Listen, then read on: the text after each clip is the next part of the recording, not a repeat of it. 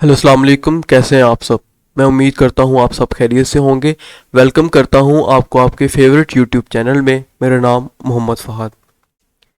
ये video digestive system part 1 की continuation है, जिसमें हमने डाइजेस्टिव सिस्टम का intro, functions, mouth, pharynx, oesophagus और टीथ को डिटेल में डिस्कस किया था। सो आज की वीडियो स्टार्ट करते हैं। स्टमक स्टमक को डिटेल में डिस्कस करने से पहले एक डेफिनेशन है गैस्ट्रोएंट्रोलॉजी की। Gastro related to stomach, intro means intestines and logi branch. So it is a medical specialty और branch जो कि stomach और intestines के structure, function, diagnosis और treatment of disease को deal करती है। स्टमक बेसिकली GI ट्रैक्ट जे शेप्ड इनलार्जमेंट है, ठीक है। इंपॉर्टेंट पॉइंट है कि जो स्टमक की जो शेप है वो जे शेप होती है। डायफ्राम के डायरेक्टली इंफीरियर मौजूद होता है और एब्डोमेन के एपिगैस्ट्रिक, एम्बेलिकल और लेफ्ट हाइपोकोंड्रिक रीजन में मौजूद होता है। डायफ्राम क्या होता है कि एक muscular structure at the base of the chest जो कि सेपरेट करता है एब्डोमेन को फ्रॉम द चेस्ट। फंक्शन क्या करता है स्टमक का, कनेक्ट करता है इसोफेगस को फूड पाइप को टू द डुओडेनम जो कि फर्स्ट सेक्शन है स्मॉल इंटेस्टाइन का। या एब्डोमिनल रीजन देख सकते हैं 9 है, तो जो स्टमक है वो एम्बेलिकल, एपिगैस्ट्रिक और लेफ्ट हाइपोकोंड्रिक, इन 3 रीजन में स्टमक मौजूद होता है। नोट में डिस्कस कर लेते हैं। दो इसमें स्पिंक्टर्स मौजूद होते हैं। Number 1 lower oesophageal sphincter, number 2 pyloric sphincter. जो लोअर इसोफेजियल स्पिंक्टर है ये एक मस्कुलर वॉल्व है जो कि स्टमक की टॉप पे मौजूद होता है और ओपन होता है और अलाउ करता है फूड को to pass through the oesophagus to the stomach. और जो पाइलोरिक स्पिंक्टर है ये भी मस्कुलर वॉल्व है और ओपन होता है और अलाउ करता है टू फूड को to pass from the stomach to the intestine, ठीक है। उसके अलावा ये फंडस देख सकते हैं, राउंडेड पार्ट है। इसमें 3 लेयर्स होती हैं, ठीक है। सिरोजा जो कि आउटर कवरिंग करती है स्टमक की। उसके बाद मस्कुलरस है, 3 मस्कुलर लेयर्स पे मौजूद मुश्तमिल होता है। नंबर 1 लॉन्गिट्यूडनल, सर्कुलर लेयर और ओब्लिक लेयर पे मुश्तमिल होता है मस्कुलरस, ठीक है। और जो म्यूकोजा होता है ये इनर मोस्ट लाइनिंग होती है स्टमक की। कर्वेचर्स मौजूद होते हैं, ये देख सकते हैं, ये ग्रेटर कर्वेचर और ये लेसर कर्वेचर है। Stomach is the most distensible portion है जीआई ट्रैक्ट का, यानी कि कैपेबल ऑफ डिस्टेंडेड और एक्सपेंडेड, ठीक है। डायलेट कर सकता है स्टमक, ठीक है। और ये अप टू 6.4 लीटर जो कि 6 क्वार्ट बनता है तक की लार्ज क्वांटिटी ऑफ फूड को अकोमोडेट या फिर स्टोर कर सकता है। हमें पता होना चाहिए कि जो 1 क्वार्ट होता है वो इज इक्वल टू 946 मिलीलीटर होता है। स्टमक में जो डाइजेशन है वो स्टार्च और ट्राइग्लिसराइड्स की कंटिन्यू रहती है, ठीक है। स्टार्च क्या होता है, पॉलीसेकेराइड है, ठीक है, जो कि बहुत से ग्लूकोज सब यूनिट्स पर मुश्तमिल होता है जो कि ग्लाइकोसिडिक बॉन्ड से ज्वाइन होते हैं। और जो ट्राइग्लिसराइड है ये फैट्स या फिर लिपिड्स होते हैं जो कि बॉडी को एनर्जी देते हैं। उसके अलावा जो प्रोटीन्स की डाइजेशन है यहाँ पे स्टमक में स्टार्ट हो जाती है, ठीक है। जो सेमी सॉलिड बोलस है वो कन्वर्ट हो जाता है इनटू अ सूपी लिक्विड जिसे हम काइम बोलते हैं। सेमी सॉलिड बोलस क्या होता है कि एक बोल मिक्सचर है फूड का विद सलाइवा ताकि वो इजीली स्वेलो हो सके थ्रू दी इसोफेगस। उसके अलावा सर्टेन सब्सटेंसेस की यहाँ पे एब्जॉर्प्शन होती है in the stomach. Gastric glands exocrine in nature होते हैं और 3 टाइप्स ऑफ सेल्स पर मुश्तमिल होते हैं। Number 1 mucus neck sales, number 2 chief cells जो कि जाइमोजेनिक भी होते हैं, पाराइटल sales.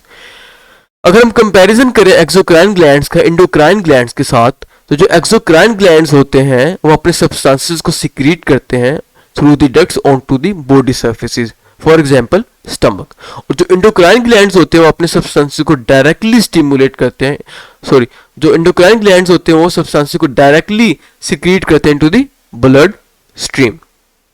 Mucus neck cells mucus produce करते हैं, ठीक है, जो कि ग्लाइकोप्रोटीन होता है और ये 2 फंक्शंस को, 2 पर्पसेस को परफॉर्म करता है। नंबर 1 फूड को लुब्रिकेट करता है ताकि वो इजीली मूव कर सके विद इन दी स्टमक। उसके अलावा ये प्रोटेक्टिव लेयर की फॉर्मेशन करता है over the lining epithelium of the stomach cavity against the microbes. Chief cells जिसे हम जाइमोजेनिक बोलते हैं पेप्सिन को सीक्रेट करता है as an inactive form called pepsinogen. Pepsinogen क्या होता है, सब्सटेंस है जो कि स्टमक वाल से सिक्रीट होता है और कन्वर्ट होता है into enzyme pepsin by gastric acid. In simple words जो गैस्ट्रिक एसिड है वो क्या करता है कि पेप्सिनोजिन जो कि इनएक्टिव है उसको कन्वर्ट करता है into it's active form called pepsin, ठीक है। जब प्रोटीन की डाइजेशन या फिर प्रोटीन की ब्रेक डाउन चाहिए होती है। गैस्ट्रिक लाइपेज, गैस्ट्रिक लाइपेज क्या करते हैं, ट्राइग्लिसराइड्स को जो कि लिपिड्स फैट्स होते हैं उसको कन्वर्ट करते हैं into its monomers fatty acids and monoglycerides. Parietal cells, parietal cells intrinsic factor को प्रोड्यूस करता है। इंट्रिंसिक फैक्टर क्या करता है, अलाउ करता है, हेल्प करता है विटामिन B12 की एब्जॉर्प्शन को, ठीक है। बट इंट्रिंसिक फैक्टर क्या करता है कि विटामिन B12 के साथ अटैच होता है और इसकी डाइजेशन को प्रोटेक्ट करता है और अलाउ करता है एब्जॉर्प्शन को इनटू द स्मॉल इंटेस्टाइन। उसके अलावा हाइड्रोक्लोरिक एसिड को भी पायरेटल सेल्स प्रोड्यूस करता है। इन तीनों सेल्स की जो है सिक्रीशंस को हम कलेक्टिवली गैस्ट्रिक जूस बोलते हैं, जो कि अबाउट 2000 टू 3000 ml होता है। गैस्ट्रिन एक हार्मोन है जो कि गैस्ट्रिक ग्लैंड्स की ग्रोथ को स्टिमुलेट करता है और गैस्ट्रिक जूस की सिक्रीशंस को इनहांस करता है। पेनक्रियाज, पेनक्रियाज एक रिट्रोपेरिटोनियल ग्लैंड है जो कि बैक ऑफ द एब्डोमेन में मौजूद होता है, बिहाइंड द पेरिटोनियम। पेरिटोनियम एक मेम्ब्रेन है जो कि एब्डोमिनल ऑर्गन्स को सराउंड करती है, ठीक है।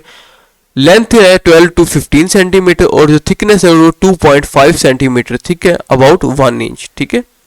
और ग्रेटर कर्वेचर ऑफ स्टमक के पोस्टीरियर मौजूद होता है या के पीछे पड़ा होता है ग्रेटर कर्वेचर के, ठीक है।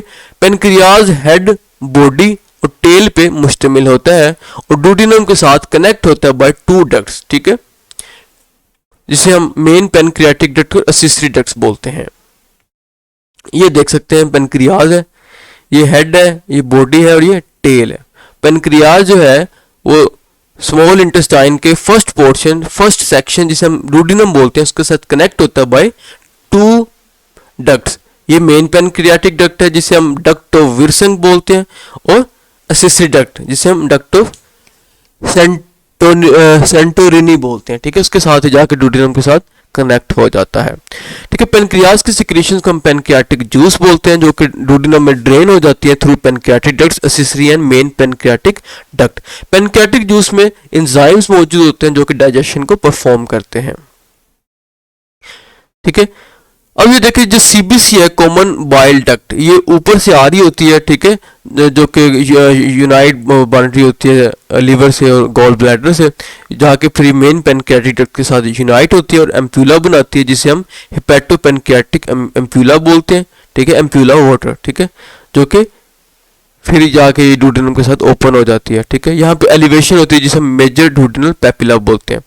इसी तरह यहाँ पे ऊपर करके यहाँ पे माइनर डुओडेनल पेपिला होता है जो कि एक्सेसरी डक्ट की ओपनिंग को रिसीव करता है। पेनक्रियाटिक जूस, ईच डे जो पेनक्रियाज है वो 1200 टू 15 ml तक पेनक्रियाटिक जूस को सिक्रीट करता है। पेनक्रियाटिक जूस की कंपोजिशन की बात करें तो एक क्लियर होता है, कलरलेस लिक्विड होता है, मोस्टली वाटर पर मुश्तमिल होता है, कुछ साल्ट मौजूद होते हैं, सोडियम बाइकार्बोनेट होता है और कई सारे एंजाइम्स होते हैं। सोडियम बाइकार्बोनेट क्या करता है, पेनक्रियाटिक जूस को स्लाइटली अल्कलाइन पीएच देता है, ठीक है, जो कि एसिडिक गैस्ट्रिक जूस जो कि काय में मौजूद है उसको न्यूट्रलाइज करता है, ठीक है। उसके बाद पेप्सिन के एक्शन को स्टॉप करता है। पेप्सिन का एक्शन क्या है, प्रोटीन की ब्रेक डाउन करना है इनटू अमाइनो एसिड्स या फिर इसके मोनोमर्स में ब्रेक डाउन करता है। उसके अलावा ये डाइजेस्टिव एंजाइम जो कि स्मॉल इंटेस्टाइन में मौजूद होते हैं उनके एक्शन के लिए प्रॉपर पीएच को क्रिएट करता है। उसके बाद कुछ सेवरल एंजाइम्स में पेनक्रियाटिक अमाइलेज है जो कि स्टार्च डाइजेस्टिंग एंजाइम है, पॉलीसेकेराइड को डाइजेस्ट करता है, ब्रेक डाउन करता है। उसके बाद कुछ एंजाइम्स होते हैं जो कि प्रोटीन्स को ब्रेक डाउन करते हैं इनटू पेप्टाइड्स और अमाइनो एसिड्स, कलेक्टिवली हम ट्रिप्सिन बोलते हैं, जिनमें काइमोट्रिप्सिन, कार्बोक्सीपेप्टाइडेज एंड इलास्ट्रेज शामिल है। पेनक्रियाटिक लाइपेज जो कि प्रिंसिपल ट्राइग्लिसराइड डाइजेस्टिंग एंजाइम है, इनको कन्वर्ट करता है, ब्रेक डाउन करता है। उसके बाद राइबोन्यूक्लियेज एंड डीऑक्सीराइबोन्यूक्लियेज है जो कि राइबोन्यूक्लिक एसिड आरएनए और डीऑक्सीराइबोन्यूक्लिक डीएनए को डाइजेस्ट करता है, ब्रेक डाउन करता है into its nucleotides. Liver 2 principal lobes में डिवाइड हो जाता है बाय द फैल्सिफर्म लिगामेंट, ठीक है, राइट एंड लेफ्ट लोब, ठीक है। जो राइट लोब है वो लार्जर होता है, बड़ा होता है, और जो लेफ्ट लोब होता है वो स्मॉलर होता है। फैल्सिफर्म लिगामेंट क्या होता है, फॉल्स लिगामेंट है जो कि लिवर को अटैच करता है to the anterior abdominal wall के साथ, ठीक है, और ये सिकल शेप्ड होता है। फैल्सिफॉर्म लिगामेंट के फ्री बॉर्डर को हम लिगामेंटम टीरीज बोलते हैं। गॉल ब्लैडर के पार्ट्स में ब्रॉड फंडस मौजूद होता है जो कि प्रोजेक्ट हो रहा होता है downward beyond the inferior border of the liver. ठीक है, लिवर के जो इंफीरियर बॉर्डर के नीचे ये गॉल ब्लैडर मौजूद होता है और जो फंडस है वो प्रोजेक्ट हो रहा होता है डाउनवर्ड। ठीक है, सेंटर पोर्शन को हम बॉडी कहते हैं और टेपर पोर्शन को हम नेक बोलते हैं। ठीक है, ये आप देख सकते हैं, ये फंडस है, ये बॉडी है, सेंटर पोर्शन, और ये टेपर पोर्शन को हम नेक बोलते हैं।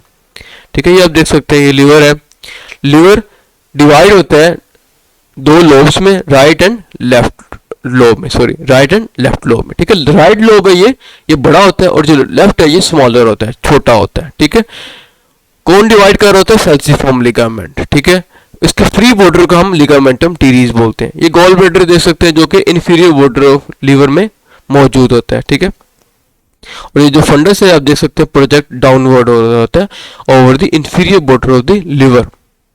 Bile duct and bile juice, जो बाइल है वो बेसिकली इमल्सिफिकेशन ऑफ फैट करता है। ठीक है, लिवर सेल्स प्रोड्यूस करते हैं जिसे हम हेपेटोसाइट्स बोलते हैं। बाइल फिर ड्रेन होते हैं इनटू बाइल डक्ट ट्यूब्स, उसके बाद ये बाइल डक्ट्स में पास आउट हो जाता है। ठीक है, bile ducts, multiple bile ducts merge होती है, इवेंचुअली क्या करते हैं larger right and left hepatic ducts को फॉर्म करती है, बनाती है, बनाती है। ठीक है, और right and left hepatic ducts क्या करती है? यूनाइट होती है, लिवर को एग्जिट करते हुए कॉमन हेपेटिक डक्ट बनाती है। ठीक है, अब कॉमन हेपेटिक डक्ट क्या करती है कि सिस्टिक डक्ट जो गॉल ब्लैडर से आ रही होती है उसको ज्वाइन करती है और कॉमन बाइल डक्ट को बनाती है।